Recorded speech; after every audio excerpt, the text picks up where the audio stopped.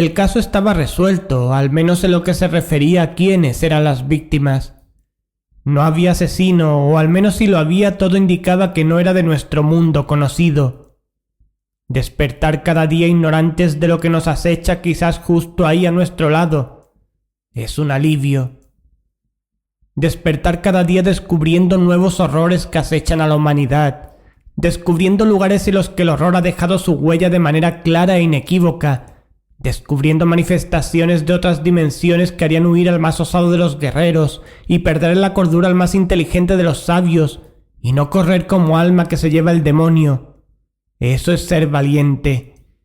Pero sobre todo es estar loco de remate y no ser capaz de ponerle remedio.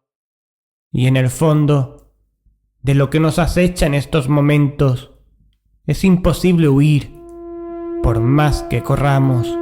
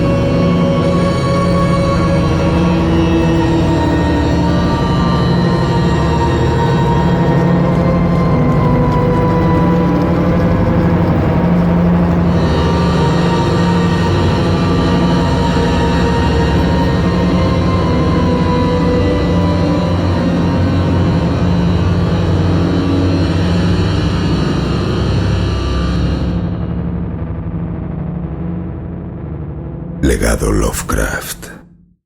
Capítulo 3. El Necronomicon.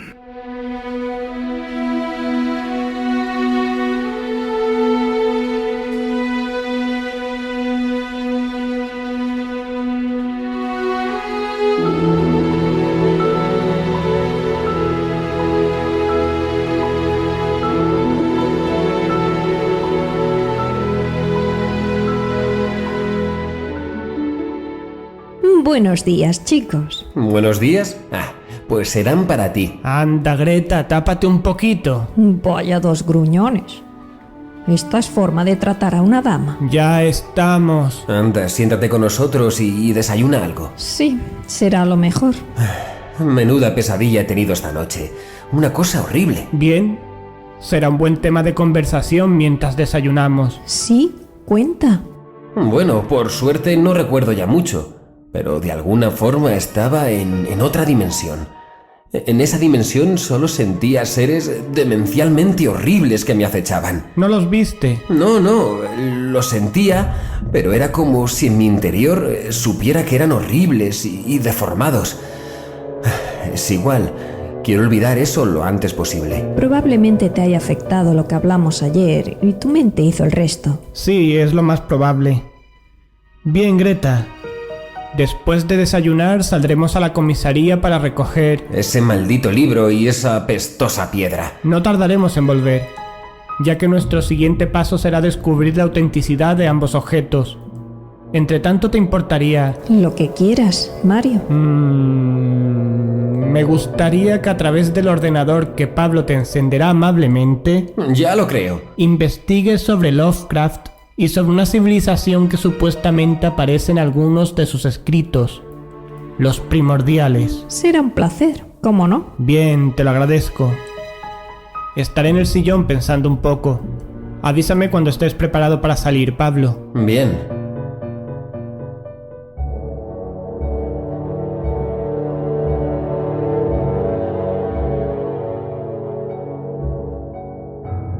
La pesadilla que tuve la noche pasada fue mucho más amenazante y perturbadora de lo que transmitían Mario y Greta.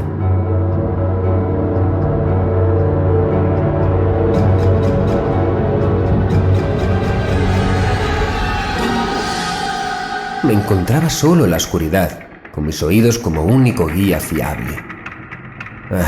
Como comprendí entonces lo que puede llegar a sentir un ciego. En medio de la oscuridad, empecé a escuchar una respiración que poco a poco se acercaba hasta donde yo me encontraba.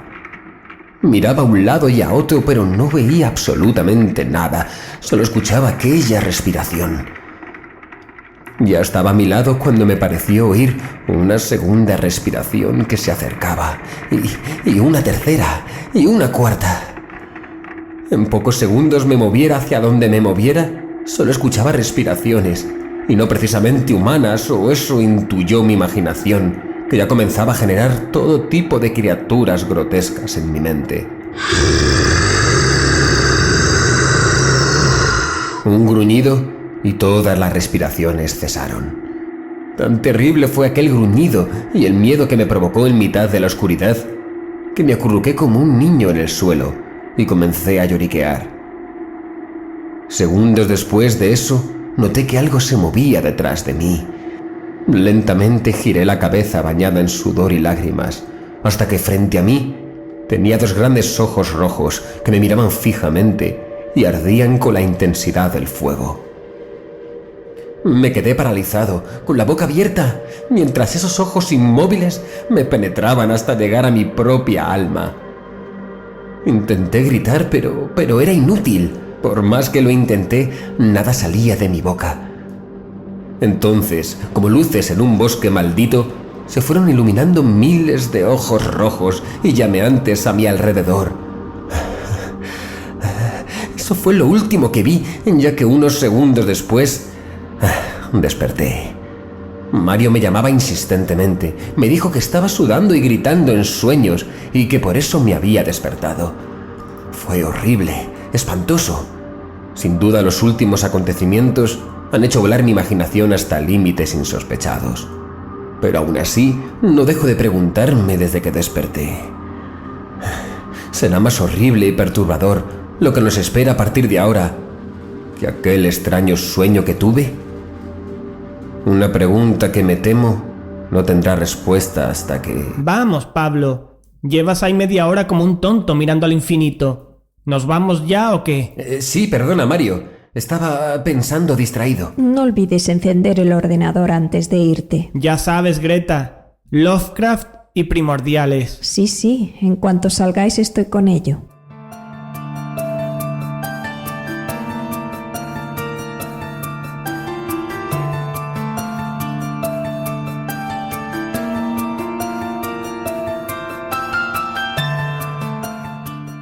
Pablo y Mario, Mario y Pablo. Vaya dos elementos. Eran las 11 de la mañana cuando marcharon hacia la comisaría. Enseguida me puse a buscar sobre ese autor del que nunca había oído hablar. Lovecraft. No sin antes acomodar un cojín en la silla de Pablo. Qué incómoda es esa silla, por Dios. Estuve unas horas mirando aquí y allá y recogí alguna información de dicho autor en diversas webs que hacían tributo a su obra, su persona y sus influencias. No tenía ni idea de que era un escritor tan importante dentro de la literatura fantástica. Ni siquiera sabía que era un autor importante dentro de la literatura. En cualquier caso, esta búsqueda me sirvió para descubrirlo, y con el tiempo, quién sabe si disfrutar de sus obras, aunque me temo que por el camino que vamos las odiaré más que apreciarlas. Más intrigante fue lo que descubrí de los primordiales, una civilización que, según las obras de Lovecraft, dominaron la Tierra mucho antes que cualquier civilización conocida por el hombre. Este descubrimiento, de ser cierto, podría cambiar el curso de la historia, pero en teoría es una civilización ficticia, aunque muy bien documentada. O al menos, eso creemos de momento. Tanto me absorbió este último descubrimiento que sin darme cuenta ya era la 1 del mediodía.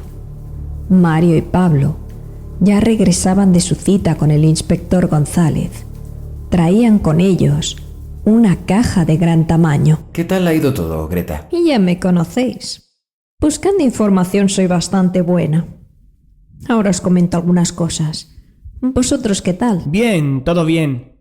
El inspector nos confirmó que han cerrado el caso, ya que si no hay asesino, al menos de este mundo, tampoco hay caso a resolver. Le dije que si descubríamos algo relevante se lo haríamos saber. ¿Y esa caja? Nos la dio el inspector.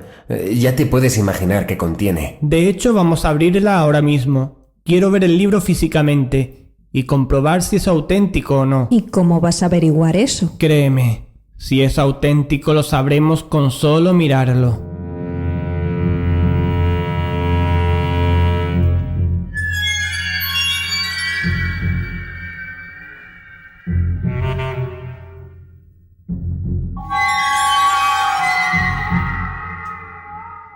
Con estas palabras, Mario colocó la caja encima de la mesa. Los tres estábamos expectantes. Durante unos segundos nos miramos entre nosotros con una mezcla de interés y miedo. Por fin Mario abrió la caja lentamente. Tan lentamente que pareció una eternidad, aunque solo pasaron unos segundos. ¡Dios! Esa fue la reacción de Greta al ver la horrible y deformada cara que desde la portada del Necronomicon nos observaba con una mueca de indecible furia. Mario acercó su mano a aquel esperpento y acarició levemente la portada. Una mezcla de respeto y asco se dibujó en su cara. Efectivamente es piel humana. Podéis comprobarlo por vosotros mismos. No, gracias. Te creemos. No irás a coger eso. Cuando Greta acabó su frase ya tenía el Necronomicon en mis manos. Su tacto era como acariciar un cuerpo desnudo, pero mucho más repulsivo debido a la sequedad de la piel de la que estaba cubierto el libro.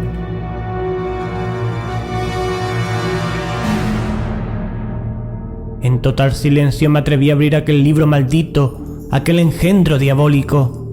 Las páginas al pasar crujían levemente, ya que también estaban hechas de piel humana, aunque de algún modo estas parecían más claras que las de la portada y contraportada. Quizás sus creadores utilizaron algún tipo de sustancia en las páginas para que fuera más fácil escribir en ellas, con sangre.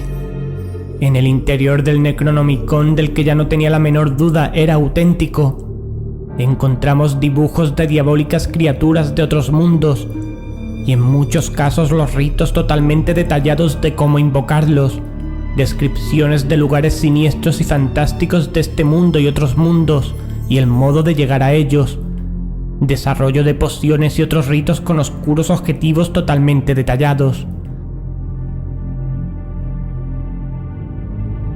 Sin duda, aquello era el libro de los muertos descrito por Lovecraft, y era auténtico, no había duda.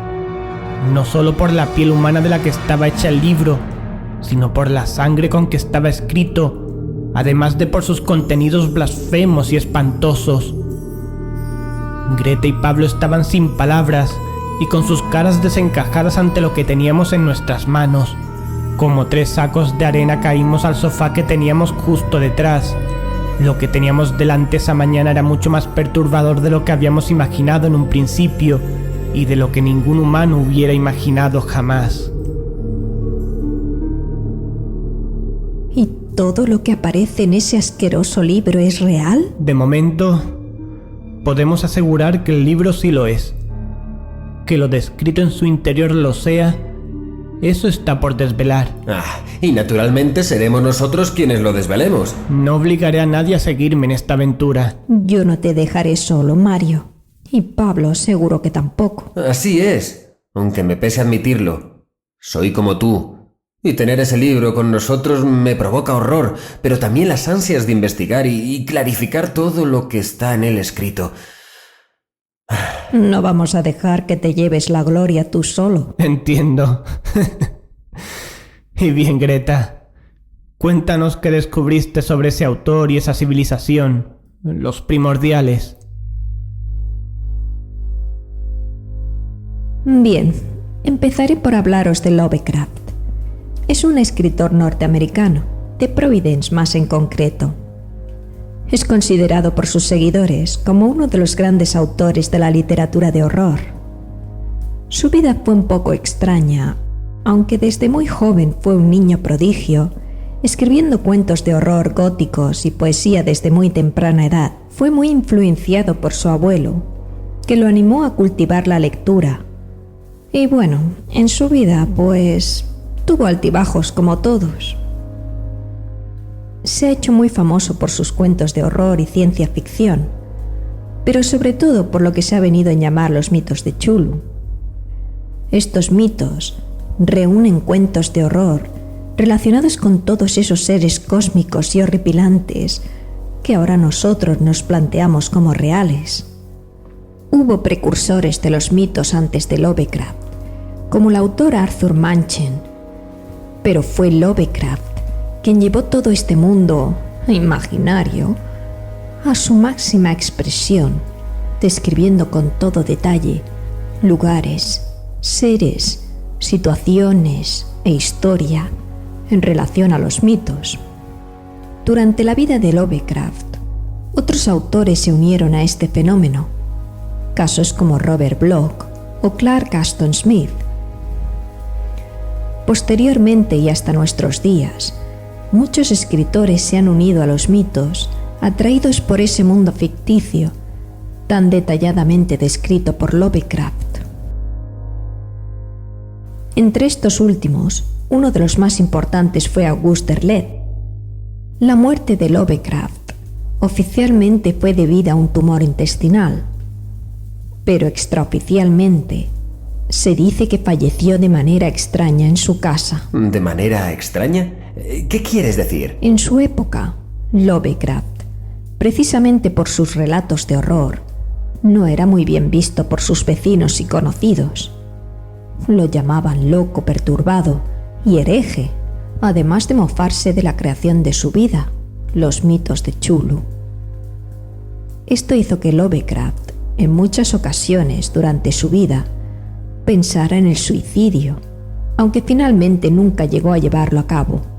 Esas mismas lenguas que en su vida lo criticaron y se mofaron de él, hicieron correr un rumor por toda Providence después de su fallecimiento. Como os he dicho, oficialmente, Lovecraft murió de un tumor intestinal, pero según rumoreaban en Providence, Lovecraft fue encontrado en su casa masacrado de tal manera que solo se le pudo identificar por un análisis de sangre extraído de sus restos. Se le encontró en su mesa de trabajo, junto a un escrito inacabado, empapado de sangre y totalmente desfigurado. Por temor a que el pánico cundiera entre la población, se dijo que murió de un tumor intestinal. Se le enterró rápidamente, sin que nadie pudiera contrastar la información. El escrito en que estaba trabajando Lovecraft en ese momento llevaba por título El fin de los tiempos. Solo el título se salvó, ya que el resto del documento quedó inservible al quedar cubierto por la sangre del autor. Más misterios. Todo parece oscuro alrededor de esos mitos de Cthulhu. Yo es que no sé cómo tenéis ganas de continuar con esto. Ganas ninguna. Pero es nuestro deber seguir adelante. Es nuestro deber como ciudadanos y como investigadores sacar a la luz la verdad. ¿La verdad? ¿Y cuál es la verdad? Tu verdad. No mi verdad. La verdad que nos acecha sin saberlo. En el mundo ocurren cosas. Cosas que no queremos admitir pueden provenir de otros mundos. Mundos que no siempre quieren el bien para nosotros. Debemos averiguar qué es lo que nos amenaza si es que hay algo que nos amenace. Bah. ¿Y quién nos ha nombrado salvadores del mundo? Como te he dicho, no sigas en esto si no quieres. Pero de seguir juntos es vital que nadie sepa nada de esto. Al menos de momento. Chicos, por favor, mantened la calma. Estamos ante hechos que desestabilizan a cualquier mente humana, pero por algún motivo toda esta información ha llegado a nosotros y nada perdemos en investigarlo un poco. Siempre podemos dejarlo cuando creamos conveniente. Eso no quiere decir que lo que descubramos sea agradable. Muy al contrario. Lo más probable es que esto sea el principio de horrores inimaginables que pueden estar ahí fuera esperando a que los descubramos. Pero por otro lado, estoy segura que sacaremos cosas positivas y enseñanzas de lo que descubramos. Quizá, puede ser, no sé. Bien, de momento por esta mañana es suficiente. Comamos y después pensaremos qué hacer. ¿Y qué hay de los primordiales? ¿Qué pasa con ellos? También he descubierto alguna cosa sobre ellos. Bien, adelante. Los primordiales, también llamados los antiguos por Lovecraft, es, según los mitos de Cthulhu, la primera civilización que llegó a la Tierra mucho antes que ningún humano. En el relato de Lovecraft, en las montañas de la locura, se los describe de la siguiente manera. Miden 6 pies de longitud y 3 pies y 5 décimas de diámetro central, y disminuye hasta 1 pie en cada extremo. Parecen un barril con 5 camellones en lugar de duelas. Roturas laterales como tallos a mitad de los camellones. En los surcos, llamativas excrescencias, crestas o alas que se despliegan como abanicos, que llegan a 7 pies al estar extendidas. Madre mía, solo de imaginarlos. Estos seres crearon por la Tierra ciudades ciclópeas que teóricamente deben seguir aquí, aunque semidestruidas por el tiempo. Lovecraft habla de ellos en varios de sus cuentos, pero es en el que os he nombrado, en las montañas de la locura, donde podemos encontrar más información de ellos. Durante su estancia en la Tierra, otros seres cósmicos llegaron y entraron en guerra con ellos, siendo desplazados de su territorio original al mar. Después de eso, no se sabe si se extinguieron o qué pasó con ellos. Como última información de los primordiales, os leo otro extracto que encontré en otra web. Son entidades con una aparente parte animal y otra vegetal, cuerpo cilíndrico y resistente, como el cuero, pero de gran elasticidad, con alas membranosas, y su cabeza, parecida a una estrella marina de donde salen varios apéndices que hacen de ojos y de boca.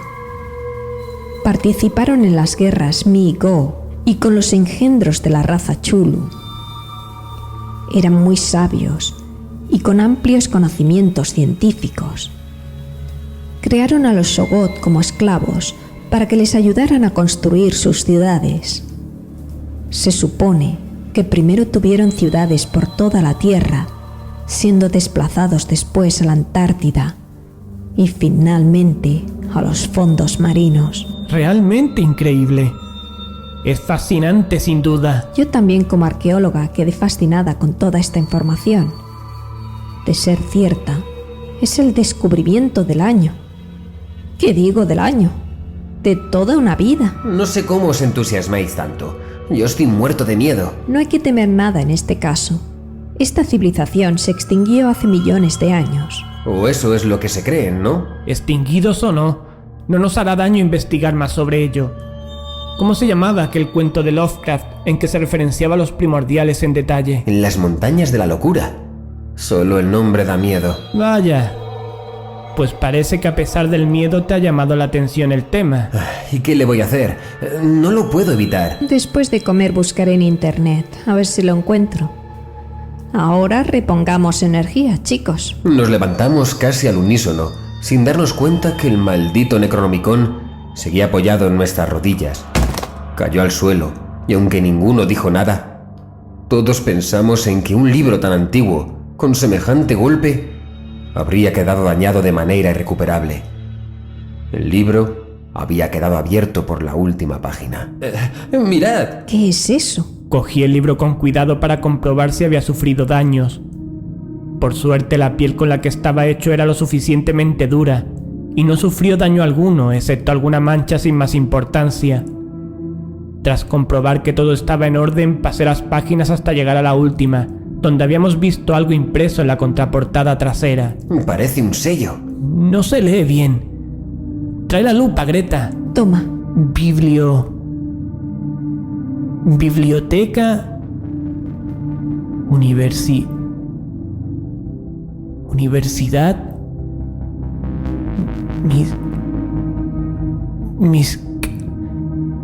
Miskatonic.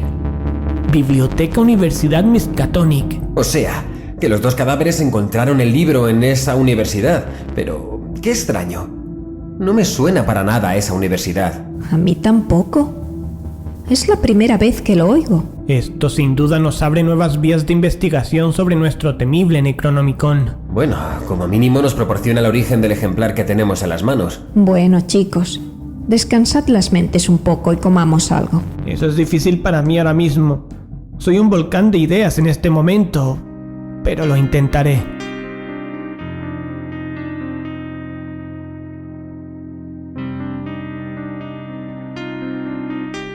Dejamos el Necronomicon encima de la mesa y nos dispusimos a comer.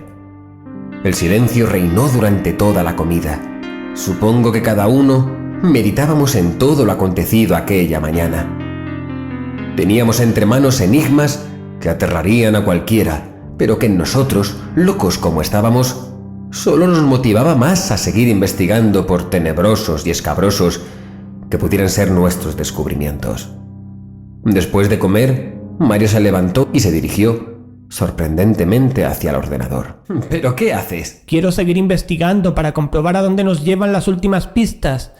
Creo que Internet es nuestra mayor fuente de información ahora mismo. Pero si tú no sabes manejar un ordenador. Espera un momento, que acabo y voy para allá. No te preocupes, ya lo haré yo como pueda. Come tranquilo. De eso nada. Solo faltaría que te cargaras mi ordenador con tus experimentos. Bien, te esperaré entonces. No se te vaya a estropear el juguetito con mis manazas. Será mejor así. No tardamos mucho en terminar de comer y ponernos de nuevo en marcha en nuestra investigación. Mario esperaba paciente, pero con cara de pocos amigos al lado del ordenador.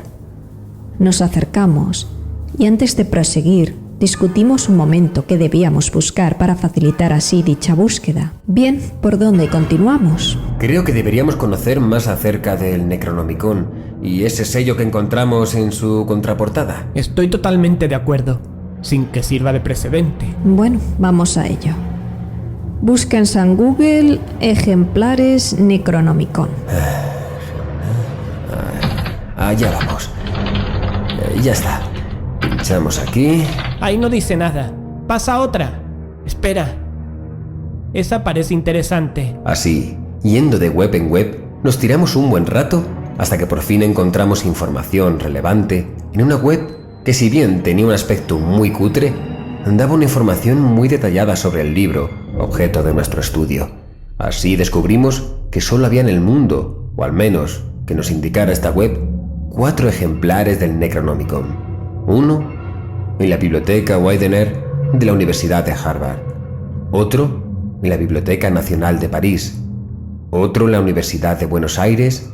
Y finalmente, el último, en la Universidad de Miskatonic, situada por Lovecraft en la ciudad americana ficticia de Arkham.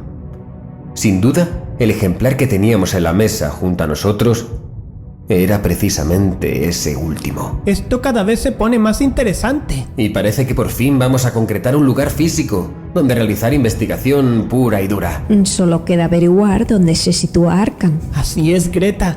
Pablo, busca en San como se llame, Arkham Lovecraft. Bien.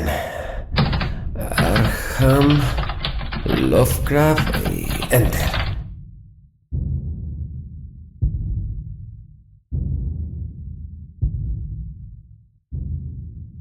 Pulsa el tercer enlace. Parece interesante. No me lo puedo creer. Pero si tenemos hasta un mapa y todo. Por lo que leo, este mapa lo realizó el propio Lovecraft, lo cual nos puede hacer pensar que debe existir físicamente ese tal Arkham. Ya lo creo que sí.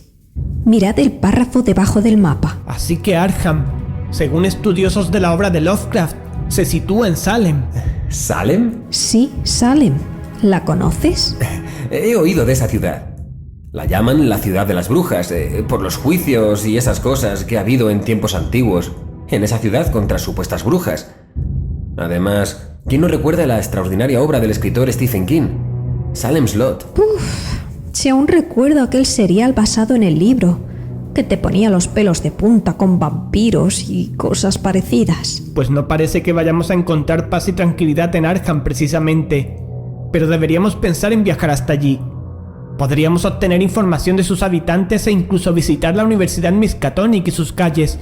¿Qué os parece? Me parece bien. Aunque dijera que no, iríamos de todas maneras. Pero antes podríamos llamar a los otros lugares donde supuestamente hay ejemplares del Necronomicon. A ver qué nos dicen. Buena idea, Pablo. Buscaremos los teléfonos de esas universidades y bibliotecas y llamaremos inmediatamente. Si queréis, mientras tanto busco más información sobre Arkham. Es decir, Salem. Me parece muy bien. ¿Y a ti, Pablo? Bien. Mira, imprimiré una copia del mapa que seguro nos será útil. Sin duda nos será muy útil. Ven, aquí lo tienes. ¡Fantástico! Busca los teléfonos de los otros 3 lugares donde supuestamente se encuentran ejemplares del Necronomicon y llamemos sin más retraso. Bien, estoy en ello. Pablo, como era costumbre, encontró los teléfonos con una rapidez inusitada. Inmediatamente nos repartimos los teléfonos y cada uno de nosotros llamó a uno de los lugares donde en teoría reposaban ejemplares del Necronomicon, aparte del que teníamos en nuestras manos que correspondía a la Universidad Miskatonic. Por suerte los 3 dominábamos el inglés gracias a nuestras respectivas dedicaciones. Las respuestas obtenidas fueron tan rápidas como sorprendentes. ¿Y bien, Pablo? En Harvard no tienen ni idea ni lo que es el Necronomicon, ni tienen constancia alguna de haber tenido ningún ejemplar de ese libro en toda su historia. Según me dijo quien me atendió, consultó en el ordenador por seguridad y no apareció ningún registro de ese libro. ¿Y tú, Greta? ¿Qué tal en la biblioteca parisina? Me atendió una señorita muy amable. Igual que le ocurrió a Pablo, ni rastro allí de ningún libro llamado Necronomicon.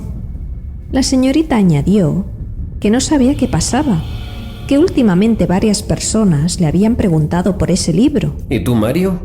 ¿Qué te contestaron en Buenos Aires? Lo mismo que vosotros.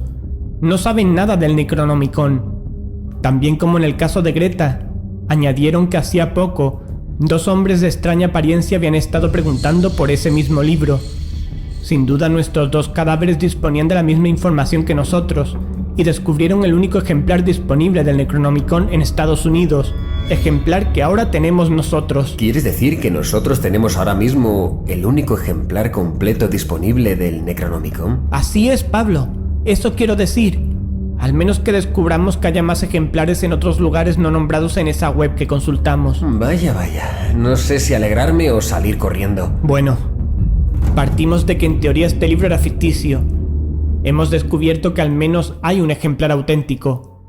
Eso no quiere decir que el resto de la información deba ser cierta. No debemos olvidar que la mayoría de nuestras fuentes actuales son webs tributo o estudiosas de la obra de Lovecraft, sus precursores y sus seguidores. Claro, por lo que al igual que la obra de Lovecraft puede haber información real, enmascarada en ficción, también puede haber ficción pura y dura. Exacto, Pablo. Debemos tener mucho cuidado. Un momento, chicos. Sí. Dígame. Sí, soy yo. ¿Pero quién es usted? Por el inspector González. Entiendo. Sí, entiendo. Dígame su dirección y pasaré por allí en cuanto pueda. No, tranquilo, no es molestia. Hasta pronto. ¿Quién era? El señor Wilfred. Un anciano que vive en las afueras de Madrid. ¿Y para qué te ha llamado? Le dio nuestra referencia al inspector González. Parece ser que alguien o algo está tratando de matarlo. ¿Matarlo? ¿Y para qué nos llama a nosotros? Nosotros investigamos los asesinatos, no los intentos de asesinato. El inspector le contó que últimamente estaban ocurriendo cosas extrañas en Madrid y que un caso como el suyo sería mucho más factible ser resuelto por nosotros que por la policía. ¿Y piensas ir? Sí. Iremos, de hecho. Dejaremos para más tarde nuestro posible viaje a los Estados Unidos. ¿Tan importante es el caso como para postergar nuestro viaje? Creía que todo esto te daba tanto miedo que no ibas a viajar a Salem. Asustado sí, pero como te he dicho ya muchas veces, no puedo evitar querer investigar lo desconocido, por mucho terror que me provoque. Ay, no sé por qué sigues pinchándome con eso. Es divertido. Bueno, el señor Wilfred me dijo que nos comentara en persona más detalles, pero que se decidió llamarnos después de que anoche viera unos siniestros ojos rojos asomándose a su ventana en plena noche. ¿Ojos rojos? Sí, creo que es interesante, ¿verdad? No es un asesinato, pero es igualmente atractivo para investigadores como nosotros. Sí, claro. Bien, pues partiremos inmediatamente hacia la casa. Aquí tienes la dirección, Pablo. Bien, lo meteré en el GPS y saldremos. No debemos olvidar llevar linternas. Bien, las preparo en un momento y nos vamos. ¿Y yo qué hago? Quédate aquí y sigue buscando información sobre Arkham y sobre Salem. Esperamos no tardar mucho en regresar, quizás un par de días. Siéntete como en tu casa. Gracias, Mario. Así lo haré. Tened cuidado. Tranquila, ya sabes que siempre lo tenemos. Bueno, pues la dirección ya me aparece en el GPS. Como dijiste, se encuentra a las afueras de Madrid, en una zona de montañas de poca altura. Mira, a unos 50 kilómetros de aquí. Esperemos llegar antes de que caiga la noche. ¿Cogiste las linternas? Sí, aquí las tengo y también un poco de comida. Cuida bien del libro, Greta. Y apunta todo lo que descubras para comentarlo a nuestro regreso. Y tranquilos. Bien, vamos, Pablo. Vamos. Vamos directos a la boca del lobo. Es miedo lo que huelo. ¡Qué gracioso! Como si tú no lo tuvieras. Vaya dos.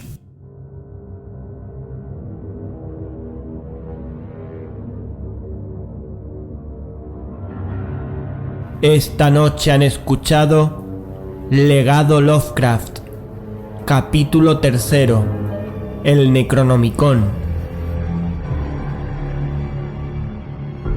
Han intervenido en este capítulo Miguel Ángel Pulido como Pablo, Elena Rubio como Greta, Antonio Reverte Lucena como Mario. Guión y montaje, Antonio Reverte Lucena. Producción, Terror y Nada Más. Terror y Nada Más, 2012-2013.